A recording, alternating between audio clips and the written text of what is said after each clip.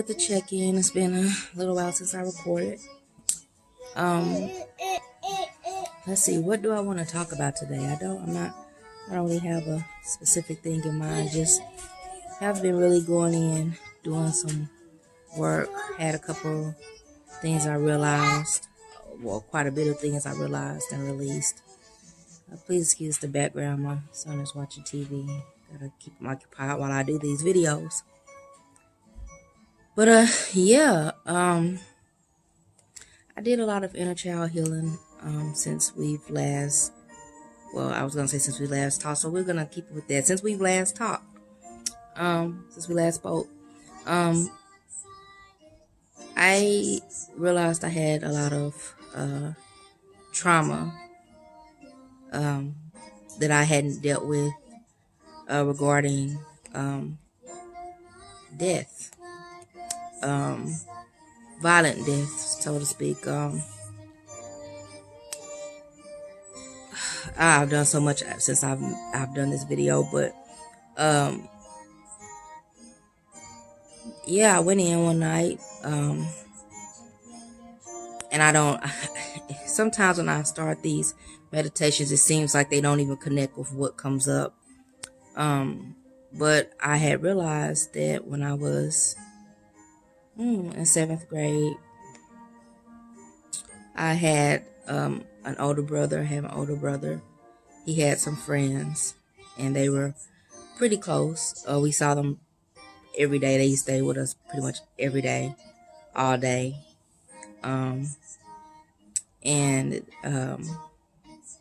They were found one morning in a ravine. Early one morning in a ravine, both murdered in one of their cars. Now this has been years and years and years ago, decades ago. Never realized it, but when I went in and did my meditation, she was, traumatized by that. She hadn't released it. And I never realized that, because they were my brother's friends, everybody was kind of worried about them, how they felt. And no one, even I, dealt with the fact that I lost them too. And that I had a loss too, and I felt it too, because I saw them every day. They picked me up from school every day. I was close to one of them pretty much, and they're about 4 to 5 years older than me. But yeah, I saw them every day, and they were just pulled from me. So, one day they were here, one day they weren't. No one really went through and explained that to me, as best as you can to a child. So when I went in, it was very painful, surprisingly. But I went in and consoled her and let her know it's okay. It's okay. You experienced a loss, and you were kind of overlooked. No one explained to you or spoke to you about it. But it's okay. We're here, and we're gonna get through this. And it's okay for you to hurt for this. It's almost like I had to give her permission to grieve, to even feel pain, because I guess I felt like I had to hide the emotion because they weren't particularly my friends. But I had a right to feel that pain, to grieve, and to hurt just as much as, anyone else connected to them. They were part of my life every day. So, I released that, and it was really painful. I've been holding that since 7th grade, you guys. I was about 11, 12. I'm 35 now, so yeah. So I did that. I released that. And then, I went in another time, and I realized my family life, the way I thought things were, I had feelings regarding what I grew up experiencing, feeling, especially being the only girl, and my mother being the only girl amongst. She had 5 brothers. I had two brothers, and my perception, even in relationships, is kind of like, it's not consciously, but it's subconsciously. You kind of feel like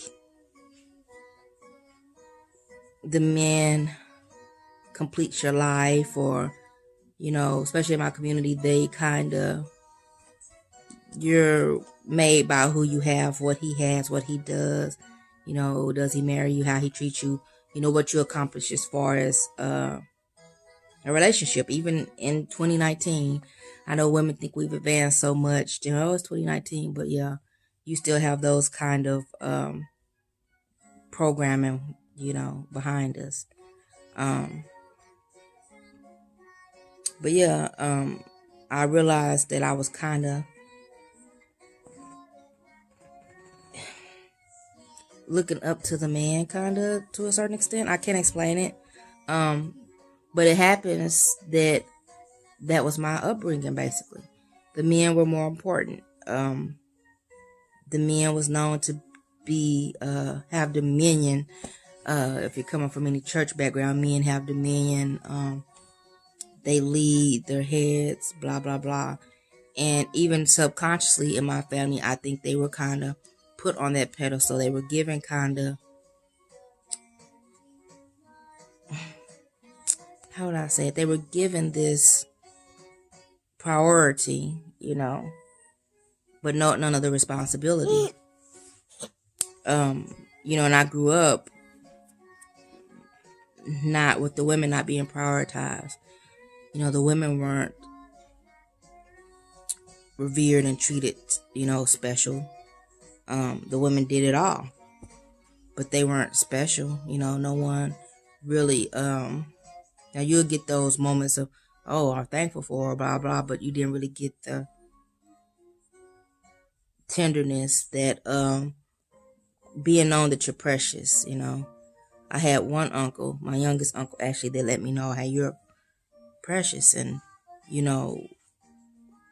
certain things that was allowed, being a girl, certain roughness, that was allowed and thought, really not even thought of as being anything wrong. My uncle told me a long time ago, and I never understood it. But, he actually let me know, hey, you're a princess. And I never had that before, really. My dad wasn't soft at all. He wasn't around, but when he was around, he was really cold. He didn't connect emotionally. He really was standoffish. He didn't come around much at all. And I realize now, I link that to how I basically always got with guys that were emotionally unavailable. I never connected those dots until just recently.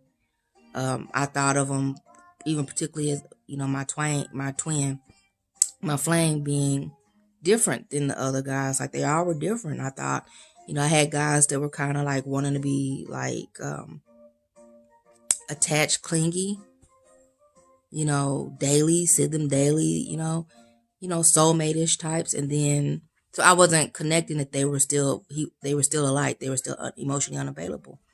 Some of them were clingy, but emotionally they weren't invested. They were here, but they weren't invested. And I just now realized that, like, just a couple days ago, actually, that I've always got with guys that was emotionally unavailable. It was always excused. Their failures, their shortcomings was kind of excused, kind of tolerated, maybe even expected, based on what I grew up witnessing and the way I grew up. So, you would kind of excuse or permit things based on, your expectations, your surroundings, what the men around I knew to be what they were like. And it's not okay. you can understand things, but that doesn't make it acceptable. I don't have to accept it. I don't have to deal with it. You can heal over there, go through what you have to heal, go through over there. I don't have to be around it. I don't have to be comfort your way of I guess you could say releasing that. I don't have to be, let's just say, a punching bag.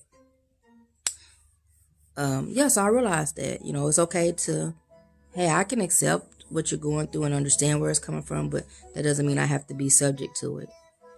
So recently I've noticed myself really detaching, and I'm not triggered so much. I might have like a reaction to it, like, okay, what was that about or whatever, but it doesn't bother me. I don't feel that pain so much of why didn't they respond to this, or why didn't you want to do this, or it's not there anymore. I'm finding myself looking for my twin to show up, to participate, to do this, to do that. It's kind of like, I don't know if I would say I'm numb to it, because I have feelings, but I'm just kind of like moving on. Like, it's okay. I'm going to enjoy the moments I can enjoy to the fullest. Now, I did realize that, I'm trying to make this video quick. I did realize that, I have been dealing with depression for a long, long time in my life. Before my flame. And I had hits of, highs and lows. And I think when I met my flame and was with him, I think he became somewhat of a distraction from it. Because I feel so good when he's around. I really do. I almost feel like, stop it. Stop. Excuse me, my son. We have the tree up and my son is playing with the tree. So yeah, I'm sorry. I think I was using him kind of like, it was almost like a drug, or a distraction. Especially if I could focus on his issues and, what's going on with him. I wasn't focused on me. I got lost sometimes in the drama of figuring him out. But it feels good to kind of not be so attached to that, drug or looking for that person to show up. Yes, I still would like it. Yes, I still want it at the core of me, but the looking for it is kind of like, it happens when it happens. I don't know if my faith of it happening is strong, particularly right now. It's not right now, but just at this point, I'm happy not to be longing for it. So that feels like progress to me. And I've been feeling it come on for a long time. Well, for quite a while now. But, and the will to just enjoy has come. I don't want to miss any more experience. I miss so much growing up, of so much enjoyment growing up, with so much violence in my life, so many. I lost a lot of family members, tragically, dramatically, violent. And I grew up through, that'll be another video another time, but I grew up with that, and I think it threw me in depression, threw me into spouts of missing years of experiences and enjoyment, and I don't want to do that now. I have a young son. I want to enjoy his experience.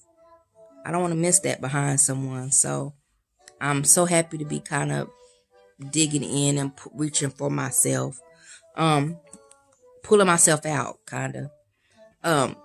Now, one development was I did go in and have a session with myself, my inner child, and it was amazing, actually. It was healing, I felt, in that, really, self-healing. I mean, I don't know, for some reason, she wanted to go to Hawaii. And I forgot I had a connection to Hawaii, and I always wanted to go when I was younger. And I I went in and she was older. I think she was about 17, teenager. Yeah, a teenager. And I've never really had a session where any age, I think other than around 10 or 11 has popped up. But this particular one, I was a teenager. And it was surrounding, I think I want to say prom. You know, we have our senior formals here in the States when, you graduate and you get ready to enter adulthood. And she wanted to, I just could feel pain. I couldn't see a lot of details. I just felt pain, disappointment, just left out, I think. And I think I feel that way when it came to families. I know I felt that way growing up, even now, of missing out on that because I didn't really have the desired traditional family growing up. And even now, I'm not experiencing that, so it feels like you're losing something, you're missing something. During this time, call pop up. During this time in the meditation, it was just a lot of emotion felt. I didn't see a lot.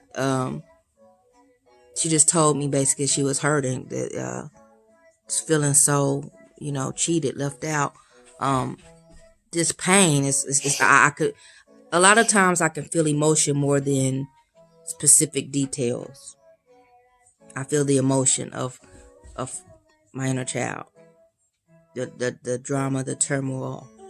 So we went to Hawaii. I don't know how she even communicated that that's where she want to go, but we end up on these beautiful hills, just greenery after greenery, just beautiful structures, statues, lush, grounds. And we end up in these, I guess you would say mountains, some type of structure. Just greenery surrounding us, nature. And she's kind of sitting on this little formation. And I tell her, it's time for her to release, to heal her heart, to clean it, to heal this. And she's just crying and almost begging me and saying, I don't want to. I don't want to. And she's almost like, I'm not ready. I don't want to.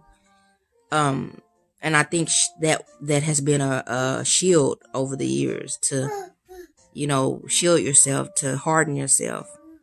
If you heal this heart and you start feeling all these emotions, what's going to get in?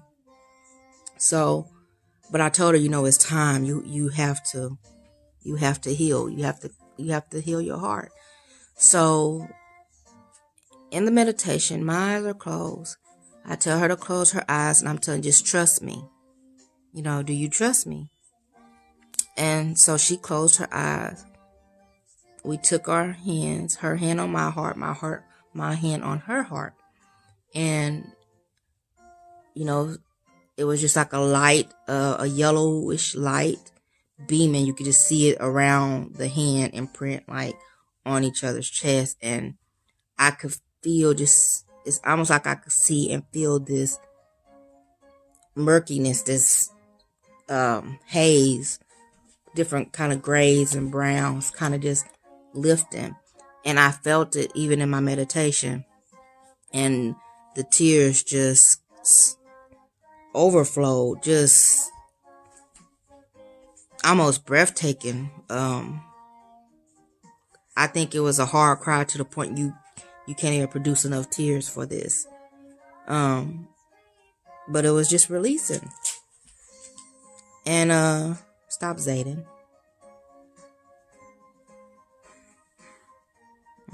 Yeah, this is I'm gonna have to cut this.